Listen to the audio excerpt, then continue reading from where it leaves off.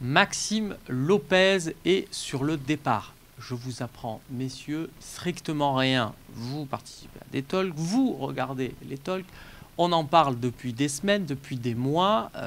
Le départ de Maxime Lopez en Liga, c'est dans les tuyaux depuis un an. Voilà, on l'avait révélé sur le Phocéen, les contacts entre Maxime Lopez et Séville l'été dernier. Ils ont été confirmés par le joueur lors d'une interview au Canal Football Club, si je me souviens bien. Pendant la saison, là, ça va forcément s'accélérer. J'en parlais il y a quelques jours sur ce plateau. Pourquoi ? Parce que le championnat espagnol est terminé. On sait à quelle place se situent les prétendants pour Maxime Lopez, notamment le FC Séville, qui sera en Ligue des Champions, car ils ont fini à la 4e place.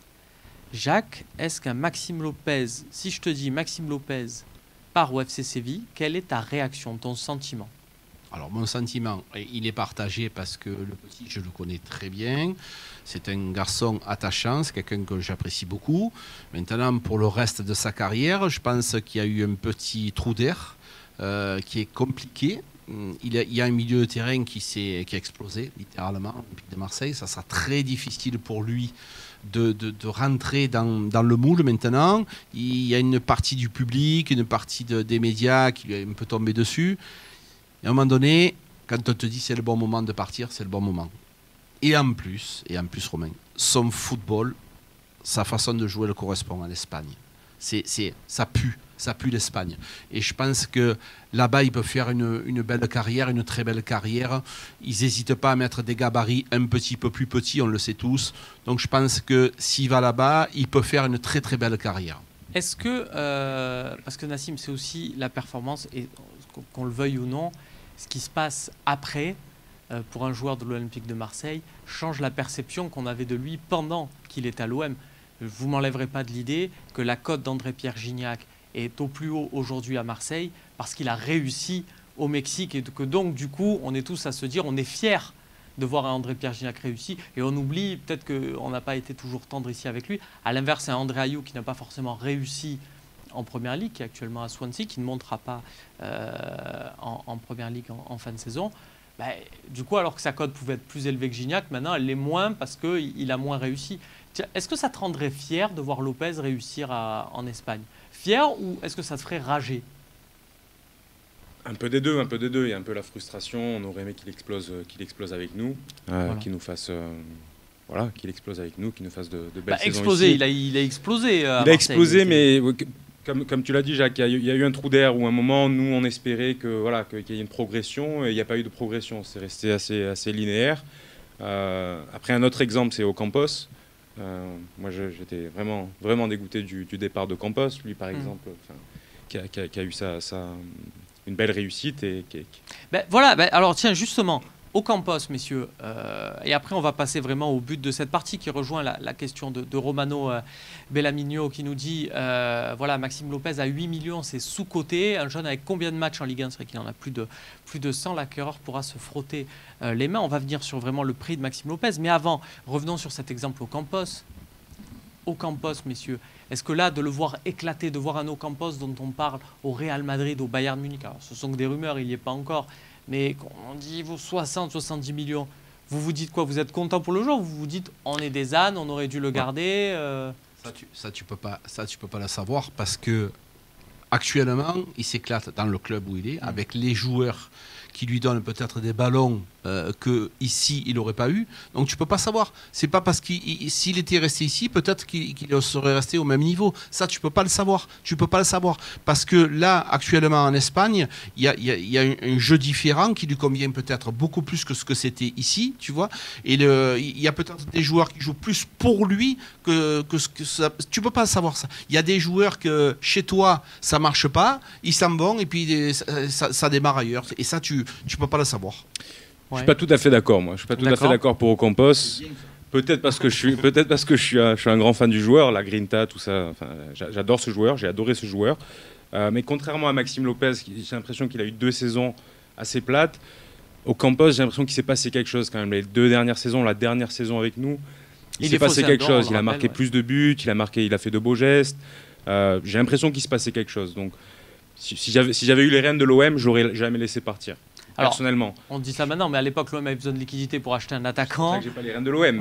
Mais... On n'avait pas d'attaquant. Et on rappelle qu'Ocampos jouait à l'OM sur le côté gauche, là où André Villas-Boas a repositionné Dimitri Payet, qui est, si ce n'est pas le meilleur de la saison, mais un des 2 meilleurs joueurs de la saison. Est-ce qu'on échange Payet contre Ocampos? Peut-être pas. Si tu me le présentes comme ça, bon. Non, mais c'est vrai, c'est contextualisé. Par contre, à Séville, c'est vrai, il joue côté droit. Il a été convaincu, alors qu'à l'OM, il n'était pas trop partant pour jouer côté droit, comme quoi.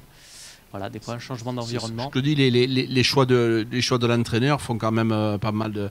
Le joueur, il se sent bien ailleurs. Le jeu espagnol lui correspond totalement. Voilà, tu peux pas savoir.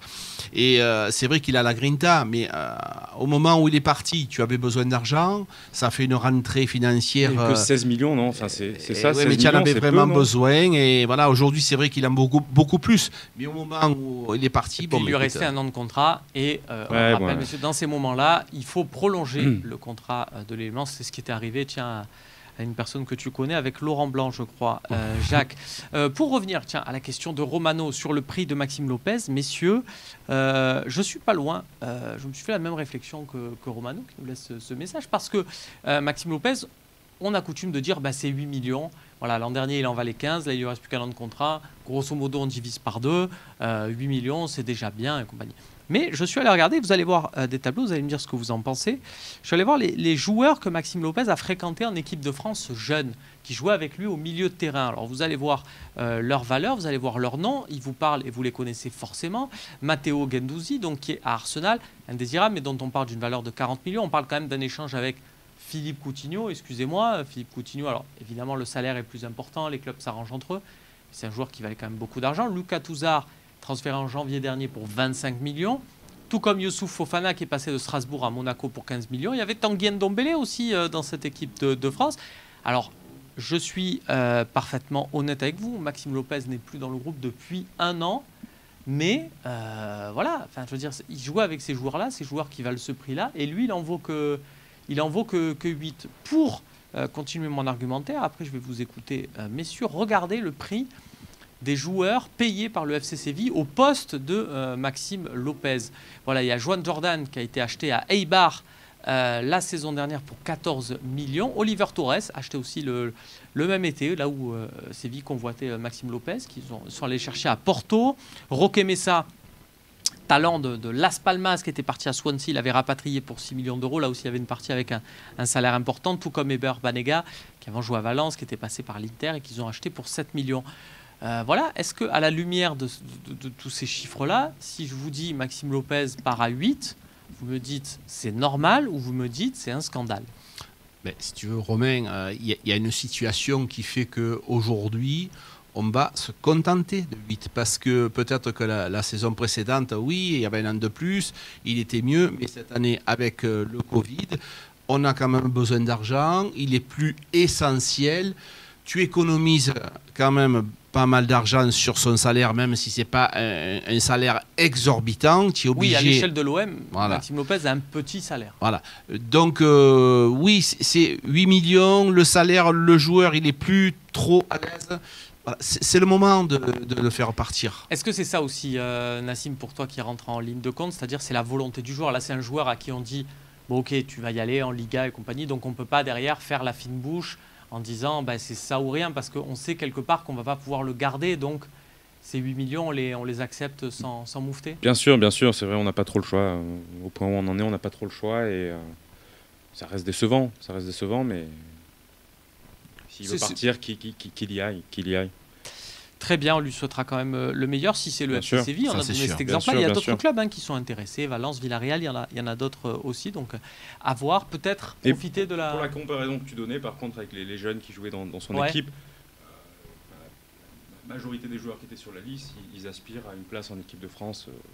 Voilà. Équipe de France, pas Maxime Lopez. C'est vrai que Tanguy Ndombele, Matteo Guendouzi a été appelé une fois. Et même Lucas Touzard, je ne sais pas s'il a été appelé, mais en tout cas, il en est plus près que Maxime Lopez. C'est pas faux, c'est là aussi où tu vois, par rapport à ce que tu disais tout à l'heure, qu'il y a eu un petit trou d'air ou une progression qui a stagné. On le voit là aussi parce que ces joueurs-là, ils étaient remplaçants de Maxime Lopez il y a 2-3 ans. Et maintenant, voilà. Oui, mais ça, tu peux rien.